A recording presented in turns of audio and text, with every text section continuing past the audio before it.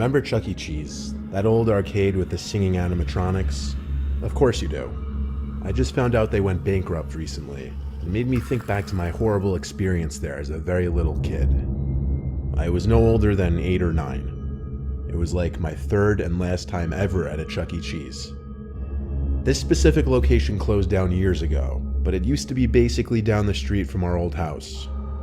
My mom took my little brother and I, and she let us roam free and do our own thing and play the games, while she sat at one of the tables reading like most of the other parents. I was playing this clown game where you had to shoot the clown's teeth out with this little cannonball shooter. I was playing the games that would get me the most tickets for the prizes. I finished the game again, and the ticket shot out from the ticket slot. That's when I felt a tap on my shoulder. I turned and jumped in my seat.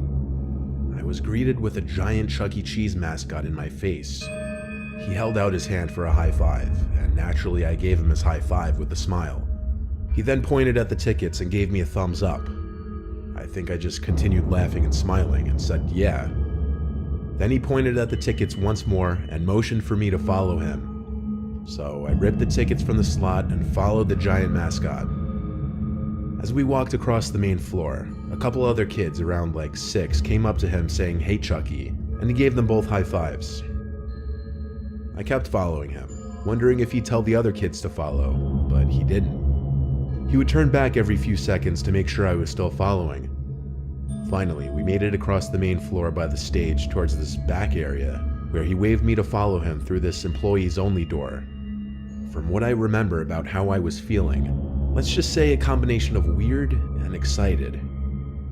We entered this narrow hallway, and I felt kind of special for being allowed access back here. Keep in mind, I had the mind and maturity of a very young child. The mascot led me to this back room where he motioned for me to enter first, so I did. It was this small changing room type of room. It had a few lockers on one wall and one long bench extending half the length of the room. That was it. He entered the room and shut the door behind us, and I noticed he locked it. That's when I became confused and afraid. I thought he was taking me to get a bunch of free tickets. What could he possibly do in this empty room with me? He approached me, put his furry mascot hand on my shoulder, and then started rubbing from my shoulder to my arm. Then he seemed as though he tried to reach lower with both of his hands, and I pushed him off and yelled, "Stop." That's when the person in the suit lifted the mask off his head, revealing some sweaty, middle-aged man underneath. He started to remove the rest of the costume from himself as he told me to be quiet. I sat there watching, shaking, and plotting my way for the door. When I thought he was distracted enough by the suit, I tried to run past him for the door, but he grabbed me and told me to stop. He offered me all the free tickets I wanted if I just behaved. I started to yell and pound on the door. He tried to cover my mouth, but I think he gave up when he realized it wasn't worth the risk for him. I unlocked the door and ran back down the hall in tears. I ran back to my mom, yelling at her about what just happened. She was distraught and went right to the front desk. The girl at the front desk seemed to be in a panic as well, and I think she called for her supervisor. Pretty soon, all the music was stopped and the place was put into a lockdown of sorts, where all the kids were to go to their parents. A bunch of workers ran to the back section, and eventually police showed up outside.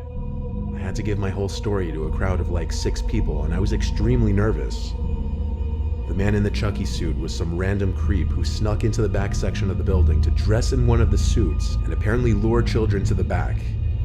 Realizing and looking back at that now as a grown adult is disturbing and disgusting, that I was the victim of a predator. I never found out if that monster was caught.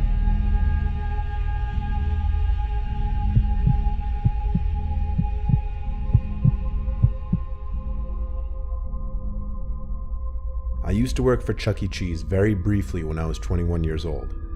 I was one of the janitors/maintenance workers. I know, not very awe-inspiring. I was broke as hell and needed money. All my job really entailed was cleaning tables and keeping the play areas generally clean. Sounds easy, but there was never really a time to just sit and take a breath. There was always something to clean or take care of. I would also be in charge of turning on and off the animatronics, opening the stage curtains, fixing busted arcade machines, and things of that nature. My shifts would always be later, from like 4 to 10 p.m. My location closed at 8 on weekdays and 9 on weekends. I would stay an hour, sometimes 2 hours after, to get the place in top shape ready for the next day. So this one night, I was working past close like I usually did. Everyone had already left the building, including the other workers, so I was the last one in the building. I was dragging my cleaning cart around the arcade area. I had already turned off all the game machines. I was by that space-themed arcade machine where you had to press the button at the right moment to stop the light on the jackpot bulb. As I was passing by this machine, the space-themed music suddenly emits from the machine at a very loud volume, and all the lights start flashing again. I felt like my heart was in my throat, that's how much it startled me. I fiddled with my keys to access the control port of the machine to turn it off again. I'd never seen anything like that happen before. It suddenly just freaked me out, only because I was all alone in that big building pretty late at night. The weirdness didn't stop there though. By this point in the night, I had already shut down the animatronics on the stage, so when I heard Chucky's pre-recorded laugh break the silence of the room, my heart started pounding again. The laugh was short and cut off. It almost sounded glitchy. I ditched my cleaning cart to go backstage and check on the animatronics, and I could see they were in their idle modes now, meaning they would move their limbs and heads around every so often. I would have to go to the control room to turn them off, but this was the second strange thing to happen that night. I started getting paranoid that someone else was in the building with me, but that thought was interrupted when I noticed that the Chucky animatronic was facing me, and its head angled down perfectly to look as though it was looking at me. It was bizarre. Bizarre that I was finding it that disturbing. I'm not crazy, but for my own peace of mind, with my eyes on the Chucky animatronic, I walked past it, closer to the control room. I waited there for a few seconds, and then the animatronic spun 90 degrees to face me once more, perfectly. I swear it was once again looking right at me, and then the laughter emitted once again from the animatronic. But in a creepy, glitchy, cut-off manner, this time much louder, obviously because I was right next to it. I ran to the control room to hit the switch to turn everything off on the stage once more. I left the control room, and the Chucky animatronic was still facing the direction it was moments before. I left the stage through the curtain and just felt uneasy. I was starting to think maybe it was all just getting to my head. But that's when I heard the horrible laugh again come from the stage behind the curtains. That was the last straw. I took my card, clocked out, and left. I texted my boss the next day that I had to leave early because I was feeling extremely sick. He said it wasn't a problem, but he never mentioned anything about the animatronics being left on. And when I asked him if the animatronics had some kind of motion detecting feature to look at people, he said no, they didn't. I'm not the most superstitious guy, but I firmly believe I wasn't the only presence in that building that night. And I don't mean there was another person in there.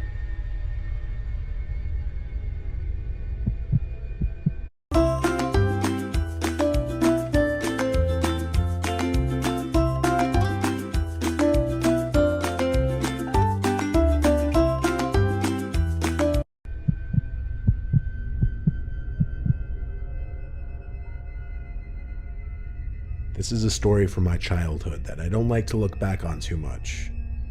I was 13. My mom brought my two little sisters and I to Chuck E. Cheese one evening.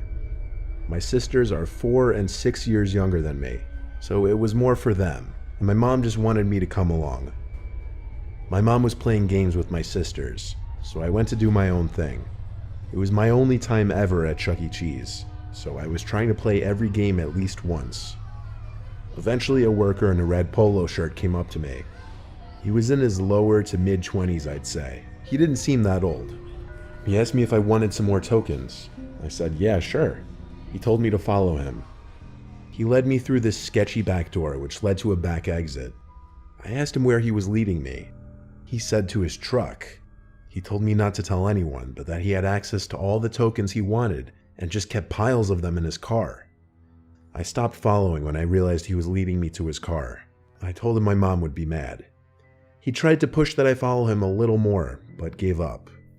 Before I walked back inside, he asked for my AIM username, and I gave it to him, always excited for new friends on AIM. For those of you who don't know, AIM was an instant messenger that was all the rage before smartphones and texting really became a thing. I don't remember his username. All I know, it was something with his name in it, which was Ben. I would sign on to AIM every single night, including that night after Chuck E. Cheese. I signed in, and I had a few friends online. Next thing I knew, I got a message from Ben, so I added him to my buddy list. He said, "Hey, it's Ben from earlier." I replied, "What's up?" and we started chatting. He chatted with me as if we were good friends already. I asked him how he was able to get all the tokens he wanted, and he said it's easy when you work there. He told me he was going to come to my house that night with a bunch of tokens. I told him, no, it's okay, and he told me, no, it's fine, you live really close to me anyway. I replied, "How do you know where I live?" And he said he followed my mom's van on our way home. I blocked his account immediately. I was beyond scared. I told my friends about it on AIM. Some of them said I should tell my parents or call the police. But I waited. Maybe he was bluffing. But no, he wasn't. I heard a truck pull up outside through my open window. I looked out the window and saw the black truck that Ben guy was leading me towards earlier. I saw him get out from the truck, and I know he spotted me because he started walking over to my window. I pulled the window in and locked it, and then shut the blind. By that point, he was already halfway to my window, and he was waving his arms at me.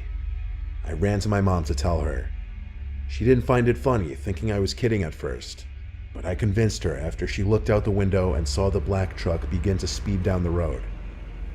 My mom wanted me to show her the AIM conversation, but I couldn't, as I had deleted him off my buddy list and blocked him. My parents called the police, of course, but that was just for peace of mind. They couldn't do anything besides make a report. The next day, my mom called the Chuck E. Cheese and asked about a Ben. They said they had no Bens who worked there. There were also no employees matching that guy's description. The Chuck E. Cheese eventually handed the CCTV footage from the day before to the police department for an investigation, which turned up no results. My family never went to a Chuck E. Cheese ever again.